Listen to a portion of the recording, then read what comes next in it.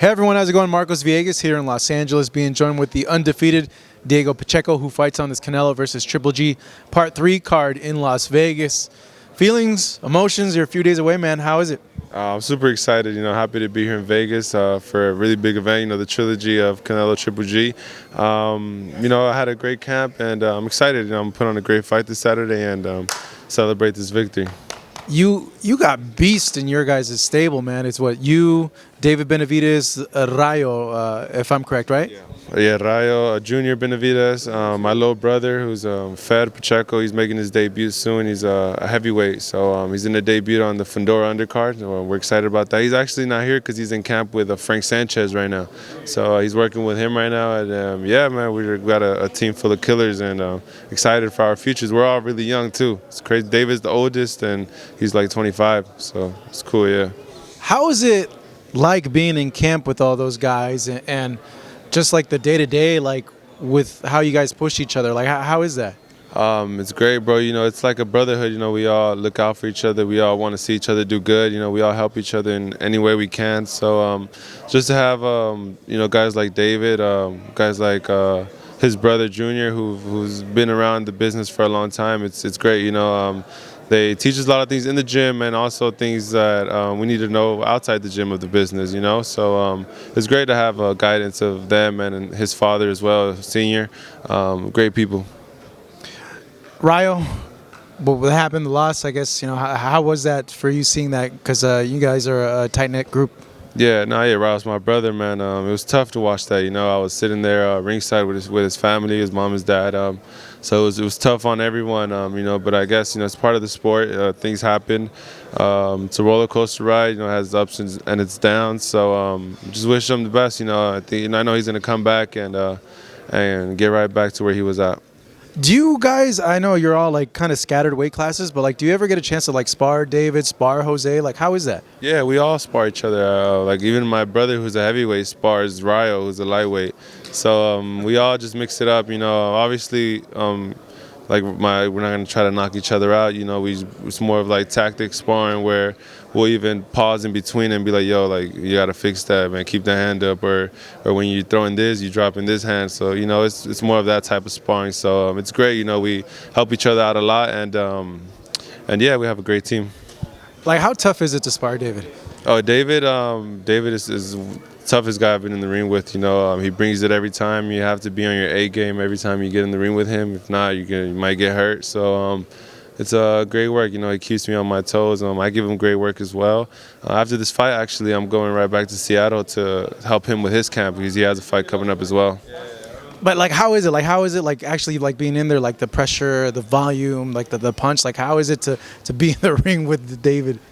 Well, it's like you said, it's just how he fights. He brings the pressure, he brings the volume of punches, great technique. I feel like a lot of people haven't seen in his fights because he's not, like, honestly, the guys he fights don't even throw back at him because of his offense, his like heavy offense. So it's completely different in sparring. He uses his defense sometimes. He sometimes wants to be a counter puncher. It just all depends. But the thing about him is he's always working on something. He's always working on something, and then he tries to share it with us as well. Like after what happened with Rayo and his fight, we got back to Seattle, and he was talking to me about being a little bit more focused and things like that. How after this fight, after I get this win, he wants me to come right back and stay focused and keep working. Because it's a hard sport. So we got to stay ready. That's pretty cool. He's kind of taken on like a mentorship role then, huh? Exactly, bro. Yeah, it was, ever since that happened, like the next day we all got together and David for sure took the lead on that. He kind of got us all together and kind of told us what we needed to do, So yeah, I'm really grateful to have someone like him part of my team. With this weekend happening, Canelo in the main event, I would imagine you being David's close friend, like you want to see him tussle with Canelo, right? Like I think like everybody wants to see that fight. Yeah, hell yeah, it's a fight that the whole world wants to see. And I think Canelo recently said he wouldn't fight a Mexican again, huh? So I don't know why he's saying that. Every great Mexican fighter has put on great historical fights against other Mexican fighters. So I hope that fight gets done because it'll be a fight that'll go down in the history books for sure. Does Do you or like David, like, do you guys like talk about that when that came out? Like, do you guys see it as like a cop out, like as a way to not fight David? Because I think it comes off that way to fans. Yeah, we definitely talk about it. Yeah, we see it. Honestly, when we're not in the ring or in the mix, we're kind of like fans as well. So we're watching it the same way the fans are. So we talk about it and we have our own opinions about it. And yeah, but I just think that'll be an amazing fight. And I do feel like Canelo's kind of trying to avoid him a little bit, not trying to give him that opportunity. But I feel it's going to come to a point where he's gonna have to fight him. There's not gonna be any more excuses. So, but I don't know. We'll see, man. I hope that fight gets done. Does David beat him?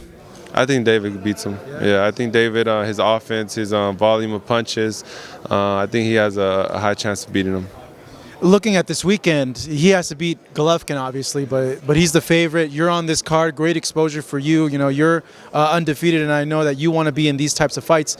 But could you break down the main event for us? What happens in that fight, and is it different than the first two fights?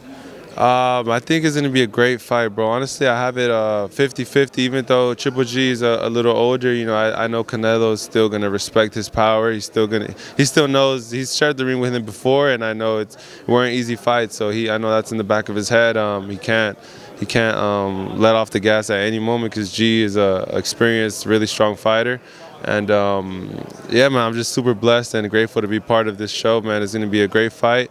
If I had to pick a winner, I'd probably say Canelo by decision, but maybe by a round or two or maybe three, nothing too crazy.